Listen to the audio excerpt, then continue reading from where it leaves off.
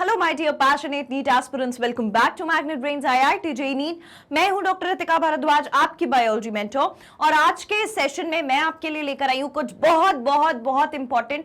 जैसा कि आपको पता है, हम पढ़ रहे हैं क्या, अपने नीट के लिए पढ़ रहे हैं। हम हर चैप्टर के लिए क्वेश्चंस इंपॉर्टेंट सॉल्व कर रहे हैं, कंसेप्ट देख रहे हैं, समझ रहे हैं। तो हमें वो जो प्रैक्टिस है, वो जो क्रीम बनाने वाली प्रैक्टिस, वो चल रही है कहां पर? Magnet Brains IIT JEE NEET पर, वो भी बिल्कुल फ्री ऑफ कॉस्ट। और आज के इस सेशन में हम डील करने वाले हैं बहुत important chapter, that is human reproduction and reproductive health. इस चैप्टर के लिए हम सॉल्व करने वाले हैं कुछ बहुत इंपॉर्टेंट, बहुत ही ज्यादा इंपॉर्टेंट प्रीवियस ईयर क्वेश्चंस। तो आइए सेशन को स्टार्ट करते हैं और देखते हैं कि हमें क्या क्या चीजें, हमारे क्या कंसेप्ट है, उनको ब्रशन अप करते हैं। स्टार्टिंग विद दिस सेशन, देखते हैं पहला क्वेश्चन क्या है।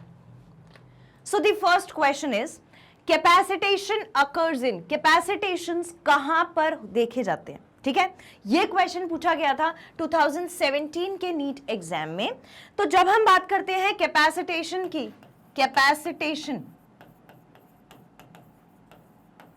कैपेसिटेशन की, तो ये कैपेसिटेशन एक्चुअली में होता क्या है? It is a kind of biochemical process. ये एक बायोकेमिकल प्रोसेस है, बायोकेमिकल प्रोसेस है। और इस बायोकेमिकल प्रोसेस के अकॉर्डिंग ये क्या करता है कि जो एक्रोसोम की वॉल होती है, एक्रोसोम कहां पर? स्पर्म। स्पर्म को हेल्प करता है कि ये ओवम के साथ स्पर्म जो है ये फर्टिलाइजेशन कर सके। तो ये कुछ ऐसा बायोकेमिकल प्रोसेस है विच helps in process of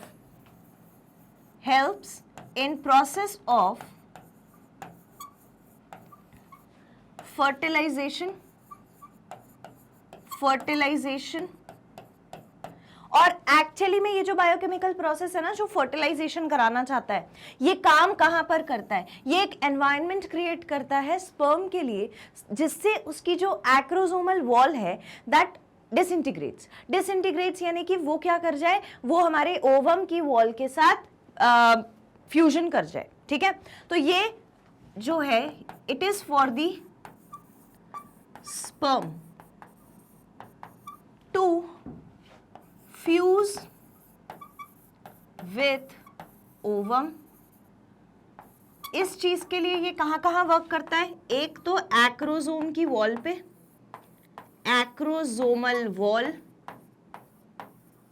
ठीक, अगर ये स्पर्म का स्ट्रक्चर है, तो इस स्पर्म के स्ट्रक्चर में इसके ऊपर यहां पर जो एक्रोसोमल वॉल है, इस एक्रोसोमल वॉल में लाइटिक एंजाइम्स होते हैं। लाइटिक एंजाइम्स होने की वजह से जैसे ही ये ओवम के पास पहुंचता है तो ये एंजाइम यहाँ पर रिलीज हो जाते हैं, ओवम की वॉल को रप्चर करके ये जो है ये इसके अंदर चला जाएगा। ठीक है, so this is the sperm and this is the ovum. पर इस वॉल को रप्चर करने के लिए, एक्टिवेट होने के लिए किसने मदद करी कि आप जाओ और वहां पर अपना जो लाइटिक एंजाइम है वो रिलीज करो? इसको मदद मिली कैपेसिटेशन जैसे बायोकेमिकल प्रोसेस से। तो एक्रोसोमल वॉल पर ये काम करेगा। दूसरा, it will provide more motility to sperm, motility to sperm. अब मोटिलिटी की क्या जरूरत है भाई? फर्टिलाइजेशन जो होगा वो फेलोपियन ट्यूब में होगा, पर स्पर्म को वजाइना के बाद, सर्विक्स के बाद यूटेरस क्रॉस करके कहां जाना है? फेलोपियन ट्यूब में। तो उसके लिए it needs excess of motility, उसे मूव करना पड़ेगा। तो ये दोनों चीजें कौन प्रोवाइड कर रहा है? कैपेसिटेशन नाम का बायोकेमिकल प्रोसेस। तो ये प्रोसेस कहां पर देखा जाता है, कौन से सिस्टम में देखा जाता है, किस जगह पर देखा जाता है, वो पूछा गया है।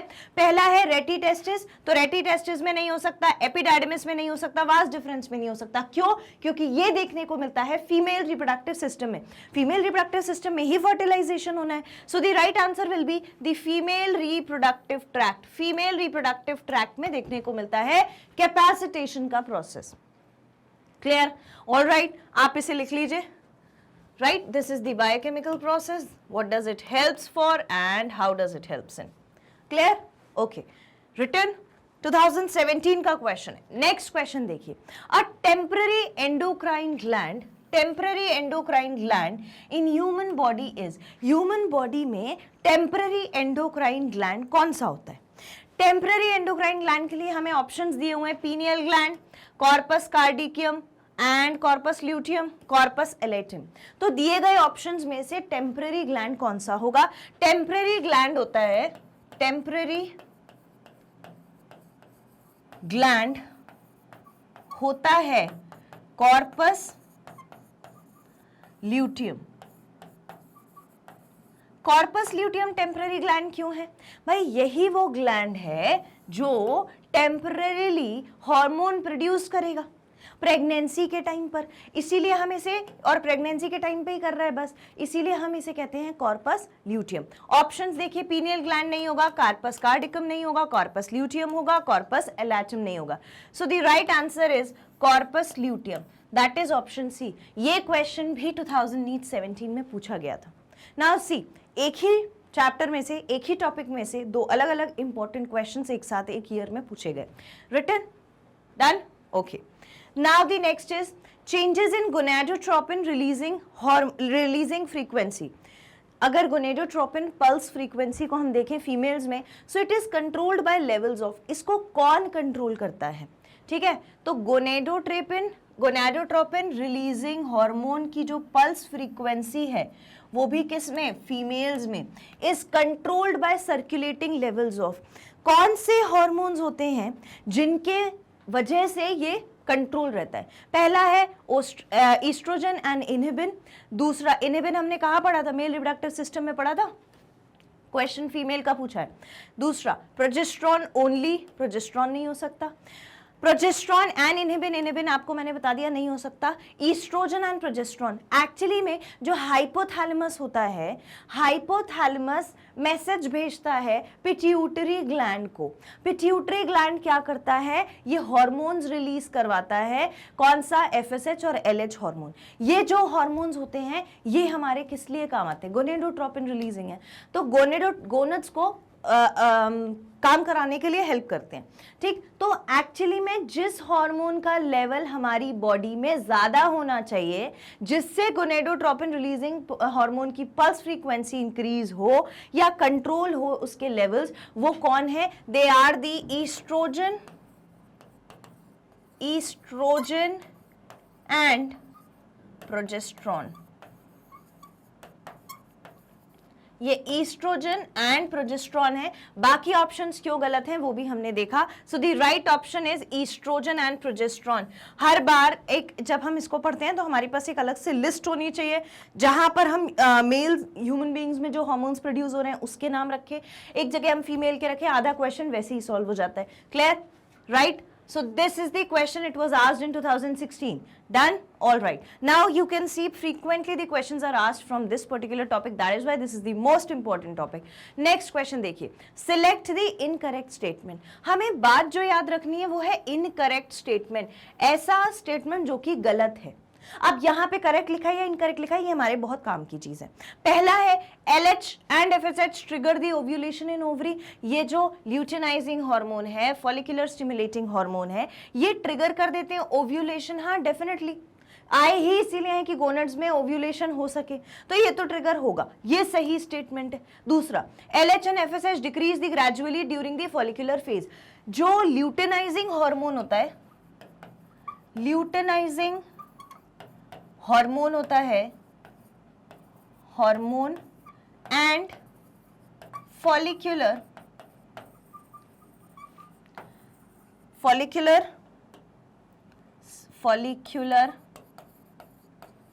स्टिम्युलेटिंग हार्मोन होता है, स्टिम्युलेटिंग हार्मोन होता है। इन दोनों में ही, दोनों ही हार्मोन्स किस फेज में सबसे ज्यादा देखे जाते हैं? फॉलिकुलर फेज में। जैसे ही फॉलिकुलर मैच्योर होने लगता है, ये जो दोनों हार्मोन्स हैं ये एक्टिवली देखने को मिलते हैं। सो ये कहां पर सबसे ज्यादा मिलेंगे? फाउंड मोर इन फॉलिकुलर फेज। फॉलिक्यूलर फेज में सबसे ज्यादा ये हार्मोन दिखता है। कहां पर दिखता है? फॉलिक्यूलर फेज में। ऑप्शंस देखिए, LH FSH decrease gradually during follicular phase. ये स्टेटमेंट गलत क्यों है? क्योंकि ये इंक्रीज होते हैं ग्रेजुअली। इस शब्द की वजह से, इस वर्ड डिक्रीज की वजह से ये क्वेश्चन जो है, ये ऑप्शन जो है वो इनकरेक्ट है। अगर यहां पर डिक्रीज की जगह इंक्रीज लिखा होता तो हमारा ऑप्शन सही होता। नेक्स्ट देखिए, अभी हमको ये गलत लग रहा है ना। नेक्स्ट देखिए, LH triggers secretion of androgen from the Leydig cells. Leydig cell androgen को सेक्रेट करेंगे जब ल्यूटिनाइजिंग हार्मोन आएगा। हाँ बिल्कुल करेंगे। दूसरा, FSH stimulates the Sertoli cells which helps in spermiogenesis. FSH की वजह से ही spermiogenesis प्रॉपरली हो पा रहा है, that is the formation of the male gamete which is sperm. तो ये वाला स्टेटमेंट भी सही है। जो गलत स्टेटमेंट है वो कौन सा है? Option B is the wrong statement and it is the right answer as well. Clear? ये क्वेश्चन 2016 में ही पूछा गया था, राइट? अब फिर से रिपीटेडली क्वेश्चंस पूछ रहे हैं इस पर्टिकुलर चैप्टर में से। नाउ डन, लिख लिया। ये हो गया फॉलिकल के टाइम पर सबसे ज्यादा रिलीज होते हैं LH और FSH। Clear? All right, now see the next question.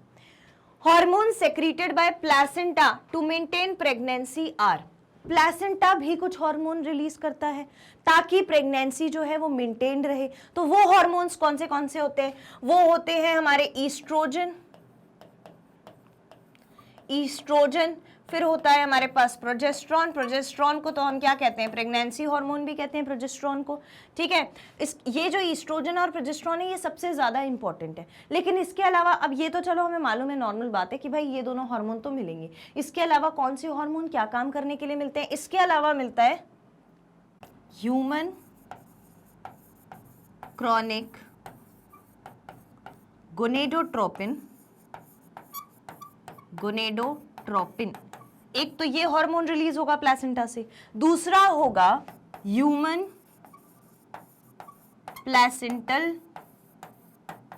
Placental lactate, ठीक है, जिसे HCG बोलते हैं। ह्यूमन क्रॉनिक गोनेडोट्रोपिन को क्या बोलते हैं? HCG। और ह्यूमन प्लेसेंटल लैक्टियल को बोलते हैं HPL।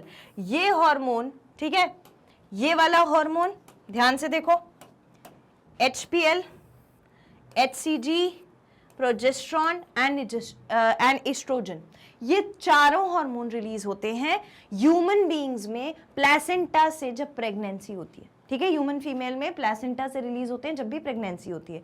ऑप्शंस देखिए, HCG, HPL, progesterone, oestrogen, HPL, HCG, progesterone, oestrogen, तो ये तो सही है। दूसरा, HCG, HPL, oestrone, relaxin, oxytocin release नहीं होगा। Next, HCG, HPL, progesterone and prolactin भी रिलीज नहीं होगा, क्योंकि प्रोलैक्टिन जो होता है वो लैक्टेटिंग हार्मोन होता है, प्रेगनेंसी के बाद रिलीज होता है for the secretion of milk. Next है HCG, progesterone, oestrogen and glucocorticoids की वजह से ये ऑप्शन गलत है। So the right option is HCG, human chronic gonadotropin, HPL, human placental lactate and progestogens and oestrogens. ये चार हार्मोन रिलीज होते हैं प्रेगनेंसी के दौरान। कहां से? प्लेसेंटा से। अब अगली बार क्वेश्चन रिवर्स करके ये भी पूछ सकता है कि हार्मोन का भी नाम दे देगा और बोलेगा कि ये कब कहां पर रिलीज होते हैं। तो हमें क्या बताना पड़ेगा, कब और कहां पर रिलीज होते हैं? ये रिलीज होते हैं प्रेगनेंसी के दौरान फीमेल में। कहां पर? प्लेसेंटा से, ठीक है। तो वाइस वर्सा पूछा जा सकता है। ये क्वेश्चन 2018 में आया था। Now we have frequently the most important questions of this chapter जो हर बार आ रहे हैं, ठीक है। तो this is the question from 2018, इसको लिख के रख लीजिए। These are the hormones that you need to memorise. Done? Okay. Now, the next is, which of these is not an important component of initiation of parturition in human? Actually, parturition क्या होता है? Parturition क्या होता है? Parturition होता है delivery of the baby. When the uterus expels out the organism, expels out the baby out of the body, उसको हम कहते हैं पार्चुरेशन। और इस पार्चुरेशन के प्रोसेस के लिए हमारी बॉडी में कुछ हार्मोन्स होना बहुत जरूरी है जो इनिशिएट करेगा पार्चुरेशन को, ठीक है। तो पार्चुरेशन क्या है? Expelling out of the baby from the uterus, expelling out of a baby from the uterus, ठीक, यूट्रस में से डिलीवरी हो जाना इज दी पार्चुरेशन। लेकिन इस पार्चुरेशन के लिए, इसको इनिशिएट करने के लिए कुछ हार्मोन्स की बहुत जरूरत होती है, ठीक है। अब क्वेश्चन में क्या पूछ रहे हैं कि विच इज नॉट इंपॉर्टेंट, हमें ये देखना है कि कौन सा इंपॉर्टेंट नहीं है पार्चुरेशन के प्रोसेस के लिए। पहला ऑप्शन देखो, increase in oestrogen and progesterone ratio. Actually अगर ये रेशो इंक्रीज होगा तो पार्चुरेशन को इनिशिएट करेगा। Synthesis of prostaglandin, again parturition को क्या करेगा, इनिशिएट करेगा। रिलीज ऑफ ऑक्सीटोसिन भी पार्चुरेशन में मदद करेगा। फिर रिलीज ऑफ प्रोलैक्टिन, प्रोलैक्टिन कब रिलीज होता है, prolactin hormone is released after parturition for secretion of milk, ठीक। एक्चुअली प्रोलैक्टिन हार्मोन जब बेबी डिलीवर हो जाता है, जब वो क्या हो जाता है, पार्चुरेशन हो जाता है, तो उसके बाद रिलीज होता है ताकि वो मिल्क को सेक्रीट कर सके, मिल्क का प्रोडक्शन कर सके। So the right option that we find is D, that is release of prolactin, जिसकी जरूरत पार्चुरेशन में बिल्कुल नहीं है, इसके बाद है। तो पार्चुरेशन में प्रोलैक्टिन का कोई काम नहीं है। ये क्वेश्चन 2015 में पूछा गया था क्वेश्चन, तो ऑपोजिट करके भी पूछ सकते हैं ना कि यहाँ पर बाकी सारे स्टेटमेंट कैसे दिए, उनने सही दिए और गलत पूछा था, एक स्टेटमेंट सही और बाकी सारे गलत देकर भी पूछ सकते हैं। तो हमें पता होना चाहिए कि कौन कौन रिस्पॉन्सिबल है, कौन कौन काम कर रहा है for the process of parturition, और कौन सा वाला इररिलेवेंट है या ज्यादा इंपॉर्टेंट नहीं है। बात समझ में आ गई? ये हो गया question number 6। Now see the next question. The contraceptive सहेली इज, ये जो कॉन्ट्रासेप्टिव होती है इसका मेन मोटिव ये होता है कि जो ओवम है वो इम्प्लांट ना हो जाए in uterus, must not implant in uterus. अगर यूटरस में आकर के जो हमारा ओवम है, फर्टिलाइज्ड ओवम, कौन सा ovum, fertilised ovum, fertilised ovum जो है, ठीक है, इस फर्टिलाइज्ड ओवम को हमें रोकना है कि यूटरस में आके ना रहने लगे, ठीक है। तो यूटरस में इम्प्लांट कैसे होता है, ये हमारा फीमेल रिप्रोडक्टिव सिस्टम का ये यूटरस था इस तरीके से, यहां पर हमारी ओवरीज थी, यहां पर हमारी ओवरीज थी, ठीक है। 1 मिनट, सॉरी ओके। तो ये जो है ये क्या करेगा, ये ओवरी, अरे ओवरी जो है इसको गड़बड़ हो गई, ओवरी जो है ये ओवरी है, ठीक है। तो ओवरी में से क्या रिलीज हुआ रहा होगा, ओवम। ओवम कहाँ आया होगा, फेलोपियन ट्यूब में। तो ये हमारा फेलोपियन ट्यूब है, ये हमारा यूटरस है, ये यूटरस की लाइनिंग है, ये सर्विक्स है और ये वजाइना है, ठीक है, ऐसा मान लेते हैं। अब क्या होगा, जब भी फर्टिलाइजेशन होगा तो फर्टिलाइजेशन कहाँ हुआ होगा, यहाँ हुआ होगा फेलोपियन ट्यूब में, और इसको यहाँ आना है और यहाँ आकर इसकी वॉल के साथ इम्प्लांट होके रहना है। बस ये इम्प्लांट नहीं होने देगी, सहेली कॉन्ट्रासेप्टिव जो है वो इम्प्लांट नहीं होने देगी। कैसे, अगर इसको इम्प्लांट होना है तो इसको चाहिए ईस्ट्रोजन, तो ये ईस्ट्रोजन रिसेप्टर ब्लॉक कर देगी, it blocks the oestrogen. Oestrogen produce हो जाएगा तो इम्प्लांटेशन हो जाएगा, तो ईस्ट्रोजन को रोक देगी। अब आप ऑप्शंस देखिए, it is an IUD, intrauterine device है क्या, नहीं है। Next, increase the concentration of oestrogen and prevents ovulation in female, oestrogen का कॉन्सेंट्रेशन ब्लॉक करती है। Next, blocks oestrogen receptors in the uterus preventing eggs from getting implanted, yes this is true. इसने oestrogen को रोक दिया ताकि यहां पर ये इम्प्लांट ना हो सके बल्कि डिसइंटीग्रेट होकर it can be moved out of the body. Next है, it is a post coital contraceptive, no. So the right option is option C, Option C, that is it blocks the estrogen receptor in the uterus, preventing eggs from getting implanted, ताकि जो egg है वो implant ना हो सके। ये काम होता है किसका, सहेली कॉन्ट्रासेप्टिव का, सहेली कॉन्ट्रासेप्टिव का, ठीक। ये क्वेश्चन 2018 का क्वेश्चन है, again a frequently asked important question, clear. दूसरे फॉर्म में भी पूछ सकते हैं। नेक्स्ट, नेक्स्ट क्वेश्चन देखिए, the difference between spermiogenesis and spermiation is what? Spermiogenesis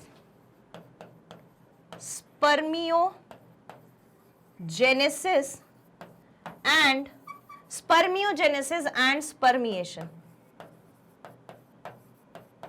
spermiogenesis and spermiation, जब भी स्पर्मियोजेनेसिस होता है तो जो स्पर्मेटाजोआ होते हैं वो स्पर्मेटाजोआ आर फॉर्म्ड, वो बनेंगे। जब भी स्पर्मिएशन होगा तब ये स्पर्मेटाजोआ रिलीज होंगे, कहां से? सेरोटोलाई सेल से। दो डिफरेंट बातें हैं। पहले वाले में स्पर्मियोजेनेसिस है ना, जेनेसिस का मतलब ही होता है फॉर्मेशन, जेनेसिस लिखा है ना, जेनेसिस वर्ड का मतलब ही क्या है? फॉर्मेशन, ठीक है। और स्पर्मिएशन मतलब क्या होता है? रिलीज। तो एक प्रोसेस ऐसा है जहां पर स्पर्म का फॉर्मेशन हो रहा है, दूसरा प्रोसेस ऐसा है जहां पर स्पर्म रिलीज हो रहे हैं। स्पर्म कहां से रिलीज होंगे? स्पर्म रिलीज होंगे सेरोटोलाई सेल से, ठीक है। तो ये दो डिफरेंस है, एक है बनना, दूसरा है बन तो चुका था, रिलीज हो जाए, ठीक है। ऑप्शंस देखिए, in spermiogenesis spermatozoa from Sertoli cells are released into the cavity of seminiferous tubule. ये काम कब होता है? स्पर्मियोजेनेसिस में। While in spermiation spermatozoa are formed, ये उल्टा लिखा है। फॉर्मेशन जो है वो होगा कब? जब स्पर्मियोजेनेसिस होगा।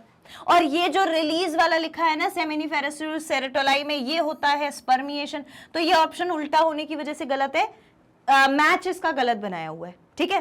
दूसरा, spermiogenesis spermatozoa are formed while spermiation spermatids are formed, ये हमेशा फॉर्मेशन की बात कर रहा है, इसीलिए ये गलत है।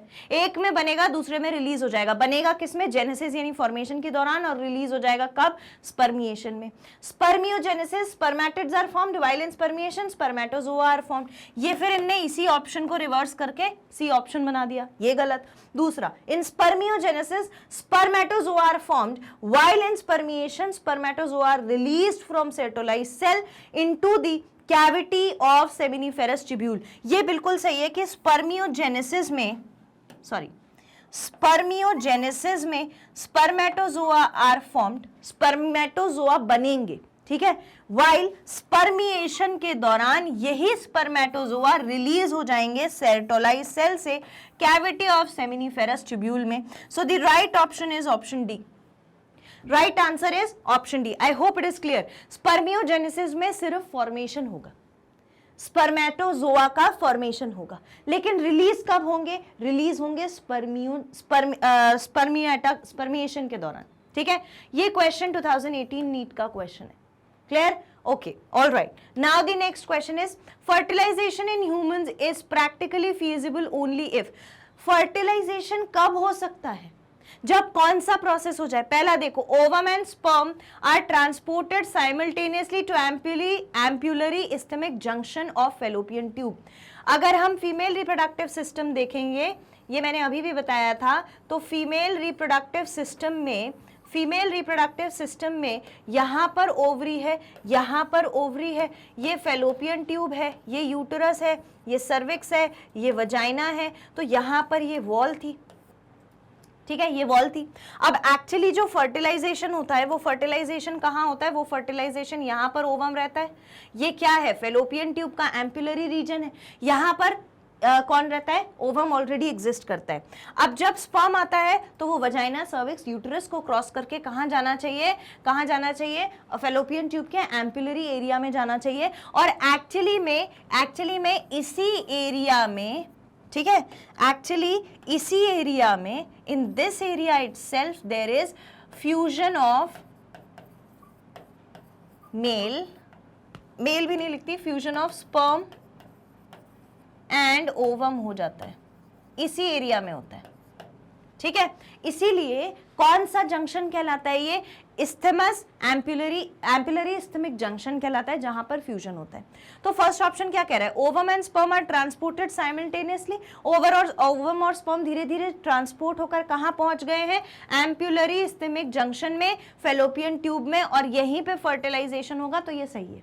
दूसरा, ovum and sperm are transported simultaneously ampullary isthmic junction of cervix, cervix में थोड़ी पहुंचते हैं, फेलोपियन ट्यूब में पहुंचते हैं, इसलिए ये ऑप्शन गलत। दूसरा, sperms are transported into cervix with 48 hours release of ovum in uterus, जरूरी थोड़ी है 48 आवर्स में ही जाए, वो तो कभी भी जा सकता है, ये ऑप्शन गलत। दूसरा, sperm are transported into vagina just after the release of ovum in fallopian tube, इनका कहना है जैसे ही फेलोपियन ट्यूब में ओवम आ जाता है वैसे ही वजाइना में स्पर्म्स आ जाते हैं। This is again the wrong statement. सही स्टेटमेंट क्या होगा? The right statement is option A, ovum and sperms are transported simultaneously to ampullary isthmic junction of fallopian tube. बात समझ में आ गई? फेलोपियन ट्यूब में ही होगा। इस जंक्शन को हम क्या कहते हैं? इस जंक्शन को हम कहते हैं ampullary isthmic junction, ampullary इस्थेमिक junction.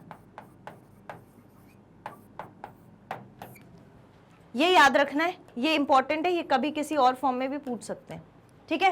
Question 2016 में नीट के एग्जाम में पूछा गया था। Now see the next question, the function of copper ions in copper releasing IUDs is, जब भी कॉपर रिलीज होते हैं, कॉपर आईयूडी में से, कॉपर इंट्रा यूटेराइन डिवाइसेस में से जो कॉपर आयंस रिलीज होते हैं फीमेल रिप्रोडक्टिव सिस्टम के अंदर, वो क्या काम करता है? पहला ऑप्शन देखिए, suppress sperm motility and fertilising capacity of sperm, definitely ये स्पर्म की मोटिलिटी कम कर देगा। अगर स्पर्म की मोटिलिटी कम हो जाएगी तो वो वजाइना सर्विक्स को क्रॉस करके, यूट्रस को क्रॉस करके फेलोपियन ट्यूब तक नहीं पहुंच पाएगा, तो मोटिलिटी को मारना सबसे पहला काम है कि वो पहुंचे ही ना। दूसरा, कैपेसिटी खत्म हो गई स्पर्म की टू फर्टिलाइज, तो ये सही ऑप्शन है, सही है, ठीक है ये। दूसरा, दे इनहिबिट गैमीटोजेनेसिस, गैमीट बनाने से नहीं रोक पाएगा। तीसरा, they make uterus unsuitable for implantation, implantation में कौन काम करता है? सहेली। उसके बाद दे इनहिबिट ओव्यूलेशन, ओव्यूलेशन भी ये नहीं रोक सकता। The least it can do and the best it can do is it decreases the sperms motility, sperms की मूवमेंट मोटिलिटी कम हो जाएगी और ये फर्टिलाइजेशन होने की कैपेसिटी भी कम कर देगा। So they suppress sperm motility and fertilising capacity of sperm, it is the right answer. ये क्वेश्चन 2017 का question, clear? Okay, now see the next question.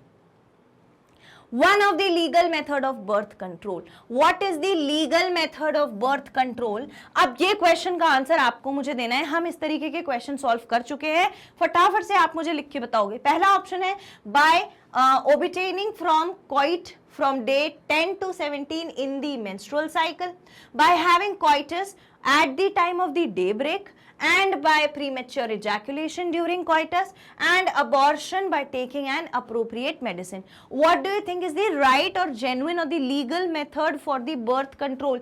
ये 2013 का क्वेश्चन है, फटाफट मुझे आंसर लिख के बताइए। ओके, आई होप आपने सही आंसर लिखा होगा। सबसे बढ़िया, सबसे लीगल मेथड जो होता है to contradict the pregnancy, to prevent the pregnancy, वो क्या होता है?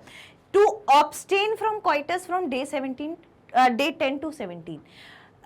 People prefer, the couples prefer abstaining coitus कब? डे 10 से day 17 of menstrual cycle, day 10 से day 17 of menstrual cycle to avoid pregnancy. Coitus नहीं करते हैं, सेक्सुअल इंटरकोर्स नहीं करते हैं इस दौरान, ताकि प्रेगनेंसी ना हो सके। क्लियर? तो ये हो गया हमारा first option, that is obtaining from coitus from day 17 to menstrual cycle. Option A is the correct answer. दूसरा, having coitus at the time of day break नहीं होना चाहिए। दूसरा, प्रीमेच्योर इजैकुलेशन ड्यूरिंग कॉइटस नहीं होना चाहिए। Abortion by taking an appropriate medicine नहीं होना चाहिए। All these are the wrong option, the correct option is option A. ये क्वेश्चन 2013 में नीट में पूछा गया था, मैंने आपको ऑलरेडी बताया। Now see the next question. In case of a couple, एक कपल है जहां पर the male is having very low sperm count, एक कपल में मेल का स्पर्म काउंट बहुत कम है, which technique will be suitable for fertilisation? तो फिर फर्टिलाइजेशन कैसे हो सकता है अगर मेल का स्पर्म काउंट कम है? तो इसके लिए क्या कर सकते हैं? इसके लिए करना ये होगा कि जो भी कलेक्टेड स्पर्म्स हैं उनको हमें आर्टिफिशियली प्लेस करना होगा कहां पर, या तो सर्विक्स में कर दो या यूटरस में कर दो, ठीक। आर्टिफिशियली प्लेस करना होगा, नोइंगली प्लेस करना होगा, दैट इज नॉट क्वाइटस। तो हमें क्या करना पड़ेगा, आर्टिफिशियली स्पर्म को इंजेक्ट करना पड़ेगा यूटरस में या फिर सर्विक्स में, ताकि वो आगे फेलोपियन ट्यूब में जाके फर्टिलाइजेशन कर सके। So that is done superficially, so that is artificial insemination. Artificial insemination होता है जहां पर आर्टिफिशियल तरीके से स्पर्म्स को इंजेक्ट किया जाता है, कहां पर, फीमेल रिप्रोडक्टिव सिस्टम में, या तो यूटरस में या तो फिर सर्विक्स में, ताकि फर्टिलाइजेशन हो सके और स्पर्म्स कहां पर जाके फर्टिलाइज हो जाए, फेलोपियन ट्यूब में। Now see, intra uterine transfer करेंगे क्या, नहीं करेंगे। दूसरा, gamete intra cytoplasmic fallopian transfer, ये भी नहीं करेंगे। तीसरा, आर्टिफिशियल इंसेमाइनेशन, डेफिनेटली। फिर इंट्रा साइटोप्लाज्मिक स्पर्म इंजेक्शन भी नहीं करेंगे। अक्सर स्टूडेंट इस चीज में कंफ्यूज हो जाते हैं, अगर आपने नहीं पढ़ा है तो आप मार्क कर दोगे intra cytoplasmic sperm injection, but that is not the correct thing. The correct thing is artificial insemination, which is the artificial method to place the sperm into the uterus or the cervix of the female reproductive system so that it can fertilize with the ovum already present in the fallopian tube or the ampullary ischemic junction. Clear? ये question 2017 का question है। I hope this is clear. ऐसा case based question भी आ सकता है। दूसरा, embryo with more than 16 blastomeres, वो एम्ब्रियो जिसमें 16 से ज्यादा ब्लास्टोमियर्स बन चुके हों, formed due to in vitro fertilisation is transferred into, उसको कहां पर ट्रांसफर कर दिया जाता है? अगर ऐसा कोई हमारे पास स्ट्रक्चर एम्ब्रियो का प्रेजेंट है जिसमें ऑलरेडी 16 ब्लास्टोमियर्स बन चुके हैं, तो उस स्ट्रक्चर को फिर आप कहां प्लेस करोगे? फीमेल रिप्रोडक्टिव सिस्टम में। तो उसे हम प्लेस करते हैं फीमेल रिप्रोडक्टिव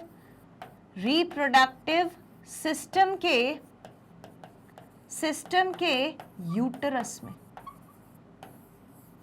कहां प्लेस करते हैं? यूटरस में। So the right thing to place, the right place is what? Uterus. अगर यूटरस में ये इंप्लांट हो गया तो प्रेगनेंसी कैरी फॉरवर्ड हो जाएगी। फर्स्ट ऑप्शन देखिए, uterus is the correct answer. दूसरा, फेलोपियन ट्यूब नहीं होगा, फिमरे नहीं होगा, सर्विक्स नहीं होगा। So right option is option A, that is uterus. 16 blastomere से ज्यादा की एज वाला जो एम्ब्रियो होता है उसको हम कहां रख देते हैं? यूटरस में, इम्प्लांटेशन के लिए। ये 2016 में नीट में पूछा गया था। Clear? All right. Now, see the next question. In context of amniosynthesis, which of the following statement is incorrect? कौन सा वाला statement incorrect है? किस चीज के लिए? amniosynthesis के लिए। First option देखिए, used for prenatal sex determination. Actually ये जो amniosynthesis का process होता है, मैं इसमें बता देती हूँ होता क्या है। amniosynthesis में ये होता है कि जो amniotic fluid होता है, एमनियोटिक फ्लूइड जिसके अंदर वो पूरा का पूरा ऑर्गेनिज्म डेवलप होगा, उस फ्लूइड को निकाला जाता है। एमनियोटिक फ्लूइड को निकाला जाता है, ठीक है। ऑब्वियसली एमनियोटिक फ्लूइड को किस चीज से निकाल सकते हैं? इंजेक्शन की मदद से, थ्रू इंजेक्शन, ठीक। और जब इस फ्लूइड को निकाला जाता है तो एमनियोटिक फ्लूइड में कौन से सेल्स प्रेजेंट है? एमनियोटिक सेल्स प्रेजेंट है। एमनियोटिक सेल्स प्रेजेंट है। इन सेल्स के पास उस ऑर्गेनिज्म की या उस डेवलपिंग एम्ब्रियो, या डेवलपिंग एम्ब्रियो तो नहीं बोलेंगे, हमारा ऑर्गेनिज्म जो बनने वाला है उसकी बॉडी की सारी इंफॉर्मेशन प्रेजेंट है। Every information is carried in the amniotic cell. उस सेल को अगर आपने निकाल लिया तो आप उस ऑर्गेनिज्म की बॉडी के अंदर का सब कुछ बता सकते हो कि उसका सेक्स क्या है, मेल है या फीमेल है, या फिर अगर उसमें कोई जेनेटिक डिसऑर्डर है तो उसके जीन्स के थ्रू आपको वो भी पता चल जाएगा, सिर्फ एमनियोटिक सेल से। तो एमनियोटिक सेल निकालने के लिए क्या चाहिए? Amniotic fluid. एमनियोटिक फ्लूइड कब निकलेगा? जब प्रेगनेंसी हो चुकी होगी, फ्लूइड बन चुका होगा, इंजेक्शन डाला, फ्लूइड निकाला, अब इस फ्लूइड को टेस्ट कर लिया। तो हमें कौन सा स्टेटमेंट देना है? इनकरेक्ट स्टेटमेंट देना है। तो पहला ऑप्शन क्या है? It is used for prenatal sex determination. Sex determination के लिए यूज होता है। You can find out whether the growing one is the boy और a girl. Then we have it can be used for detection of Down syndrome. Down syndrome genetic link disorder है, इसके बारे में भी पता चल जाएगा। तीसरा, it can be used for detection of cleft palate. Cleft palate के बारे में पता नहीं चल पाएगा। क्यों? क्योंकि क्लेफ्ट पैलेट जो है वो एनवायरमेंटल फैक्टर्स की वजह से भी हो सकता है, it is not genetically linked, तो ये हमें पता नहीं चलेगा, जेनेटिक इंफॉर्मेशन इसकी नहीं होगी। तीसरा, it is usually done when a woman is between 14 to 16 weeks of pregnant. हाँ, 14 से 16 वीक्स की जब प्रेगनेंसी होती है, when there is ample amount of amniotic fluid, तभी एमनियोटिक फ्लूइड निकालोगे, वरना कहाँ से एमनियोटिक फ्लूइड निकल के आएगा? तो सही ऑप्शन क्या है? Option C, it can be used for detection of cleft palate. ये ऑप्शन क्यों सही है? क्योंकि ये गलत स्टेटमेंट है, क्लेफ्ट पैलेट के बारे में आप एमनियोसेंटेसिस के थ्रू नहीं बता सकते हो, ठीक है? ये नीट 2016 में पूछा गया था, ठीक है? तो ये क्वेश्चन ये जो है ये सारे फ्रीक्वेंटली आस्क्ड क्वेश्चन है। Alright, now let's see the next question. Next question is, which part of ovary in mammals act as endocrine gland after ovulation? इस कंसेप्ट को दो बार अलग अलग टाइम पर पूछा गया है। पहली बार जब पूछा था तो ये पूछा था कि कौन सा एंडोक्राइन ग्लैंड होता है टेम्पररी, इस फॉर्म में पूछा गया था। और ऑप्शन में ग्राफियन फॉलिकल नहीं था, तो हमने क्या बोल दिया था? कॉर्पस ल्यूटियम, क्योंकि कॉर्पस ल्यूटियम है, ठीक है? तो इसका आंसर क्या था? Corpus luteum. और अब फिर ऐसा ही क्वेश्चन, उसी चीज से उठाया हुआ क्वेश्चन दूसरे वे में पूछ लिया गया। क्वेश्चन है कि ओवरी मैमल्स की जो होती है वो एंडोक्राइन ग्लैंड की तरह एक्ट करती है आफ्टर ओव्यूलेशन, तो उसका कौन सा पार्ट एक्ट करता है? एक्चुअली में ये जो एंडोक्राइन की तरह एक्ट करने वाला पार्ट हमारे पास प्रेजेंट है ओवरी में, वो है ग्राफियन फॉलिकल। ग्राफियन फॉलिकल, जहां पर कॉर्पस ल्यूटियम जो है वो टेम्परेरीली हार्मोन रिलीज कर रहा है। देखो कैसे पूछा है, पहले ये सीरीज पूछी थी, पहले कौन सी सीरीज पूछी थी? पहले ये पूछा था एंडोक्राइन ग्लैंड कौन सा है जो टेम्परेरी है, जो कॉर्पस ल्यूटियम आंसर था। अब पूछा गया है कि कौन सा पार्ट होता है एंडोक्राइन ग्लैंड का जो क्या कर रहा है, कौन सा पार्ट होता है ओवरी का जो एंडोक्राइन ग्लैंड की तरह एक्ट करता है? एक्चुअली में वो ग्राफियन फॉलिकल ही है, सही है, ग्राफियन फॉलिकल, लेकिन उसका कौन सा part corpus luteum hormone release करेगा, तो वो क्या है? टेम्परेरी ग्लैंड है। तो right option will be Graafian follicle, और अगर उस फॉर्म में पूछा गया तो कॉर्पस, ग्राफियन फॉलिकल के अंदर क्या? कॉर्पस ल्यूटियम, ठीक है? सो सीधी ऑप्शंस, पहला ऑप्शन कहता है जर्मिनल एपिथेलियम नहीं होगा, दूसरा स्ट्रोमा नहीं होगा, Graafian follicle is the right answer, none of the above नहीं होगा। So right answer Graafian follicle is option C for this question. This was the question asked in 2013, ये 2013 में पूछा गया क्वेश्चन है। दोनों कंसेप्ट एक ही हैं, लेकिन क्वेश्चन अलग अलग फॉर्म से पूछा गया है, तो आपको बस ये चीज याद रखनी है। Clear? All right. So now we are done with the previous year questions for this particular chapter. आप इन सारी चीजों को रिवाइज कर सकते हैं नीट के प्रिपरेशन में। कहां पर? मैग्नेट ब्रेन्स की ऑफिशियल वेबसाइट पर आपको टाइप करना है www.magnetbrains.com। वहां पर हमारा ऑफिशियल पेज ओपन होगा, जहां पर आपको ऑप्शन मिलेगा एक्सप्लोर करने का फॉर द टॉप कोर्सेज। उसमें जाके अपना कोर्स नीट सिलेक्ट करिए, उसमें जाके अपना क्रैश कोर्स का सेशन सिलेक्ट करिए, वॉच नाउ करिए। वॉच नाउ करेंगे तो एक डिस्क्रिप्टिव सेशन ओपन होगा, जहां पर पूरे के पूरे वीडियोज अवेलेबल हैं, तो आप इन वीडियोस को सीक्वेंस में प्ले कर सकते हैं। जैसे ही आप प्ले करेंगे, वॉच नाउ करेंगे, तो इस तरीके से वीडियो आपके सामने प्ले हो जाएगा। ये सारी चीजें magnet brains IIT JEE NEET पर बिल्कुल 100% फ्री अवेलेबल हैं for your preparation of NEET. आपको बस छोटी सी चीज करनी है, लाइक कर देना है वीडियो को, सब्सक्राइब करना है चैनल को, और इसे शेयर करना है अपने सारे फ्रेंड्स और सिबलिंग्स के साथ। मैं आपसे मिलूंगी नेक्स्ट सेशन में, तब तक के लिए thank you so much, keep studying and take care.